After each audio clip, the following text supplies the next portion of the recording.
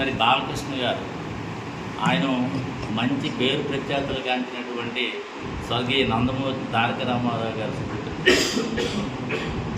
ఆయన వ్యవహార శైలి చూస్తే చాలా ఘోరంగా ఈరోజు రాష్ట్ర ప్రజలందరూ కూడా నవ్వుకునేటట్లు ఉంది. బాలకృష్ణ గారు అసలు ఎవరో ఏదో మాట్లాడినటువంటి ఆ మాటలను పట్టుకొని అసెంబ్లీ సాక్షిగా గౌరవనీయులైనటువంటి ఒక సినిమాలో సూపర్ స్టార్ అయినటువంటి చిరంజీవి గారిని చాలా ఘోరంగా ఆయన విమర్శించి మాట్లాడడం జరిగింది. ఒక కేంద్ర మంత్రి చేశాడు, రాజకీయాల్లో తనదైనటువంటి ఒక ప్రాంతీయ పార్టీని నడిపారు, తనదైనటువంటి శైలిలో ఉన్నటువంటి చిరంజీవి గారిని ఆయన సాధారణంగా ఎవరిని కూడా అనవసరంగా మాట్లాడేటటువంటి వ్యక్తి కాదు. చిరంజీవి గారు చాలా మంచి వ్యక్తి. ఈ రాష్ట్రంలోని సినిమా యాక్టర్స్లోని ఎవరికైనా ఎక్కువ అభిమానం ఉన్నారంటే అది చిరంజీవి గారికి. చిరంజీవి గారి తాలూకా మనస్తత్వం పెట్టి అందరూ అభిమానిస్తూ ఉంటారు.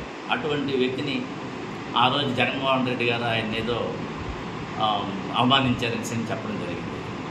కానీ అతను ఇమీడియట్లీగా రెస్పాండ్ అయ్యి ఇక్కడ ఇండియాలో లేకపోయినా సరే లెటర్ ద్వారాగా ఆయన తెలియచేశారు, నాకు ఎక్కడ కూడా అవమానం జరగలేదు, చాలా గౌరవంగా జగన్ గారు కానీ భారతి గారు కానీ పిలిచి మాకు సొంత ఇంట్లో ఒక అన్నదమ్ములుగా చూసుకొని భోజనాలు పెట్టి మాకు ఎన్ని చేశారు తప్పించి ఇటువంటి విమర్శలు కానీ ఏదో జగన్మోహన్ రెడ్డి గారిని మాకు అవమానం చేశారనేటటువంటిది నేను ఖండిస్తున్నాను చెప్పడం.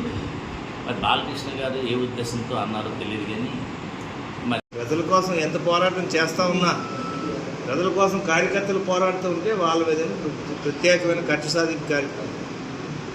సో మిథున్ రెడ్డి గారు లాంటి వాళ్ళు పెద్ద పెద్ద వాళ్ళ మీద అందరినీ కూడా కేసులు పెట్టారు.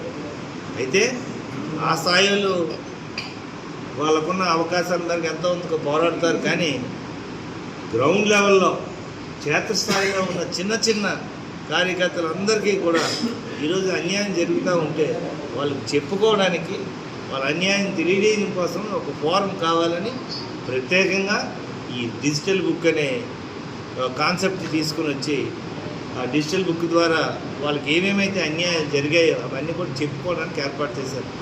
ఇప్పుడే నాయుడు బాబు గారు చెప్పారు, రెడ్ బుక్కి డిజిటల్ బుక్కి ఉన్న తేడా ఏంటి. రెడ్ బుక్ అనేది కక్ష సాధింపు కోసం పెట్టిన పుస్తకం అది.